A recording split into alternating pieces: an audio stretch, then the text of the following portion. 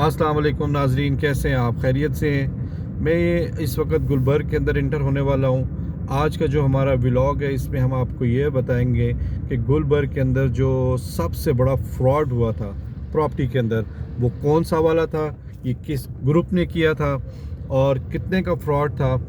और इसके साथ साथ जो सबसे इम्पॉर्टेंट इस वीडियो का या व्लॉग का पार्ट होगा, उसके अंदर हम आपको ये बताएंगे कि इस तरह के जो फ्रॉड होते हैं उससे आम लोग किस तरह अपने आप को महफूज रख सकते हैं। सो नाज़रीन, आज मैं आपको इसी फ्रॉड के बारे में बताने जा रहा हूँ। और हुआ कुछ इस तरह था कि गुलबर्ग के अंदर गुलबर्ग वालों ने अपने कुछ प्लॉट्स जो थे वो ऑक्शन किए।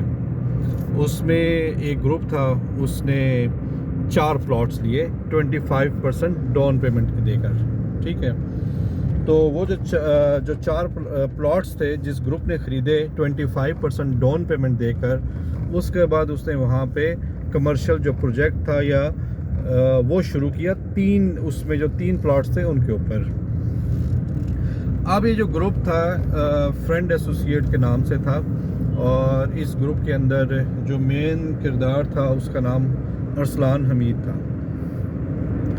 अब ये जो अरसलान हमीद है, इसके बारे में ये कहा जाता है, आप देखेंगे कोई आपको कहेगा कि 20 करोड़ का फ्रॉड हो, 20 अरब का फ्रॉड किया, कोई कहेगा 15 अरब का किया है, कोई कहेगा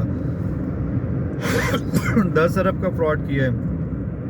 तो बेसिकली जो गुलबर्ग की जो लीगल टीम है, उसके जो हेड थे, उन्होंने एक निजी अखबार में एक ऐड दिया था या एक कुछ इस तरह की, जिसमें एक अपना मौक़िफ़ पेश किया था। तो उन्होंने ये लिखा था उसके अंदर, मुझे याद है कि गालिबन उसका कुछ मफ़हूम इस तरह था कि जो अफेक्टी हैं उन्होंने 12 अरब रुपए का क्लेम किया है, और जब उनको मजिस्ट्रेट के सामने पेश किया गया तो उन्होंने 4 अरब 75 करोड़ रुपए का दावा दायर किया। सो जितने मुंह उतनी बातें। एग्जैक्ट तो मुझे अब एग्जैक्ट फिगर तो नहीं पता ये कितने का फ्रॉड था, लेकिन बहरहाल ये अरबों रुपए का फ्रॉड था। लोगों की जितनी जमा पूंजी थी वो उससे हाथ धो बैठे थे, और काफ़ी सारे लोग थे जिन्होंने इसके अंदर इन्वेस्टमेंट की थी और उनको अपनी इन्वेस्टमेंट से भी हाथ धोना पड़ गया था। अब ये जो मॉडल था, ये रेंटल मॉडल था। ये ग्रुप रेंटल मॉडल ऑफ़र कर रहा था, यानी ये कर रहे थे कि आप 1 करोड़ रुपया दें, 1 लाख रुपया ले लें। अब इसके अंदर कुछ लोग ऐसे भी थे जो बड़े इन्वेस्टर्स थे, वो उनको इन्होंने 10-10 लाख रुपया भी 1 करोड़ के ऊपर ऑफ़र कर दिया। सो लोगों ने धड़ाधड़ पैसे दिए। तो बहरहाल ये कोई अरबों रुपए का 5 से 10 अरब रुपए का ये जो था फ्रॉड था वर्टिकल टावर में, ये हो गया था गुलबर्ग के अंदर। अब इसके अंदर ये जो फ्रॉड था, इसकी बाकायदा लोई भेर जो थाना था उसमें ज़ेरा दफ़ा 406, यानी ब्रीच ऑफ ट्रस्ट, लोगों का जो ट्रस्ट है उसको ब्रीच कर देना, उसको ख़राब कर देना, उसकी दफ़ा के साथ अरसलान हमीद के ऊपर FIR भी रजिस्टर्ड हुई है और केस भी चल रहा है। अब अरसलान हमीद ने जो 4 प्लॉट्स लिए थे, उनमें से 3 के ऊपर उसने वर्टिकल टावर का जो प्रोजेक्ट था वो शुरू किया था, और बाद में इस तरह हुआ कि जिसने जो 25% डाउन पेमेंट दी थी गुलबर्ग वालों को, उसके बाद उसने गुलबर्ग को मज़ीद इंस्टॉलमेंट्स नहीं दी। तो उसका नुकसान ये हुआ कि गुलबर्ग ने उसका जो प्रोविजनल अलाटमेंट लेटर था वो भी कैंसिल कर दिया। एनीवेज, इसके अंदर बहुत सारे लोगों को काफ़ी नुकसान हुआ, और लोग इस चीज़ को कोसते रहे कि ये गुलबर्ग की मैनेजमेंट इसके अंदर इन्वॉल्व है। और बहरहाल जो इसकी बात थी वो कुछ इस तरह थी कि ज़ाहिर है गुलबर्ग ने एक ऑक्शन करवाई और उसमें प्लॉट दिए, और वो एक प्राइवेट डेवलपर ने लिए और वो पैसे लेकर भाग गया, और या वो पैसे उसने जो भी किया एनीवेज। तो लोगों को बहरहाल इसका काफ़ी नुकसान हो गया। अभी भी लोगों के केसेस चल रहे हैं, और अभी देखें अल्लाह ताला उनके लिए क्या सोचा हुआ, अल्लाह ने उनका किस तरह ये मसला हल होगा। तो ये अब यहाँ से हम बेसिकली इस वीडियो का मकसद ये है कि हम आपको ये बता सकें کہ جو اس طرح کے فراڈ ہیں اس سے آپ کس طرح بچ سکتے ہیں، کیونکہ یہ جو فراڈ ہے یہ کسی کے ساتھ بھی ہو سکتا ہے، اور اس طرح کے فراڈ سے بچنے کا کیا طریقہ کار اگر اڈاپٹ کیا جائے تو آپ اس سے بچ سکتے ہیں۔ بیسک ہمارا موضوع آج کا یہ ہے۔ اچھا، تو یہ میں آپ کو یہ بتانا چاہتا ہوں کہ آپ جب کبھی بھی کسی پروجیکٹ میں ورٹیکل ٹاور وغیرہ میں انویسٹمنٹ کرنے لگیں تو سب سے پہلے آپ اس گروپ کی جو پاسٹ ہسٹری ہے اس کے بارے میں ضرور انفارمیشن گیدر کریں۔ یعنی جس گروپ کے ساتھ آپ انویسٹمنٹ کرنے جا رہے ہیں آپ یہ دیکھیں کہ اس سے پہلے اس نے کون سے والے پروجیکٹس بنا کر لوگوں کو ڈیلیور کر دیے ہیں۔ یہاں سے آپ کی مین ایکچولی ورکنگ سٹارٹ ہوتی ہے۔ تو اگر آپ اس کیس کے اندر سینیریو کے اندر یہ آپ نے اگر اس کویسچن کا جواب ڈھونڈا ہوتا تو آپ کو یہ پتہ چلتا کہ اس بندے نے اس سے پہلے آج تک کوئی بھی پروجیکٹ ڈیلیور نہیں کیا، سو یہ آپ کے لیے کافی آسان تھا کہ آپ خاموشی سے اس پروجیکٹ سے واپس ہو جاتے ہیں۔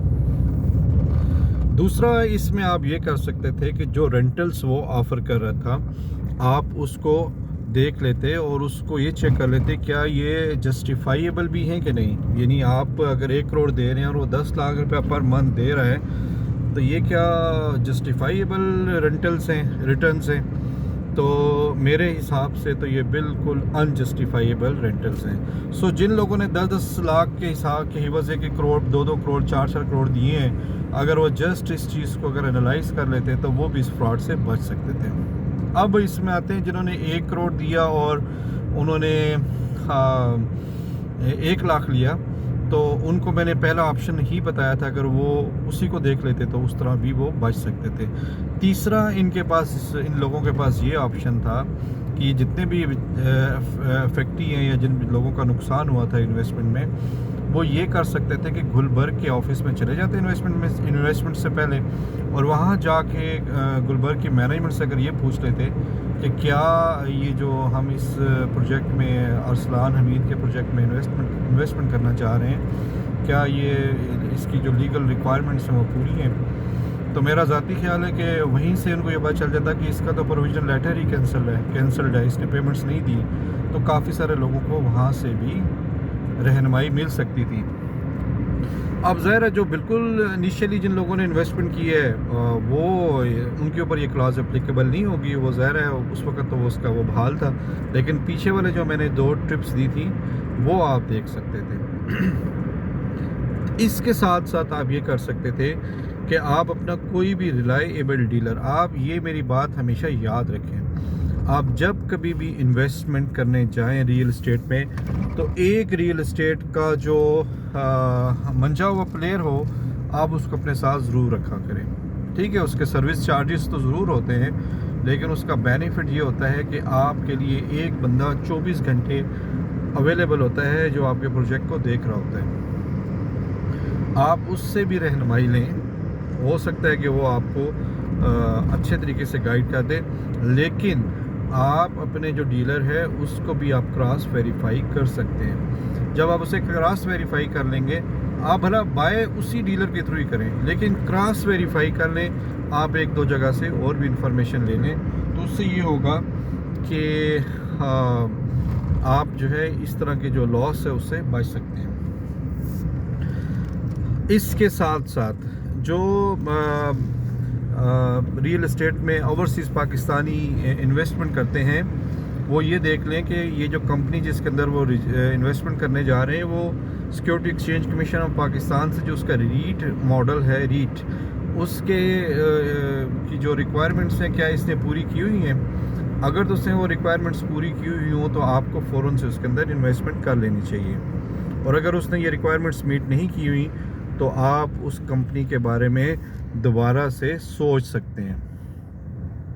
تو کیونکہ جو ریٹ کی جو کرائیٹیریا ہے وہ کافی مشکل ہے اور اس کو میٹ کرنا بھی اتنا آسان کام نہیں ہے، سو جو لوگ اس کا کرائیٹیریا میٹ کر لیتے ہیں ان کے لیے یہ ہوتا ہے کہ وہاں پہ آپ کی جو انویسٹمنٹ ہے وہ کافی سیکیورڈ رہتی ہے۔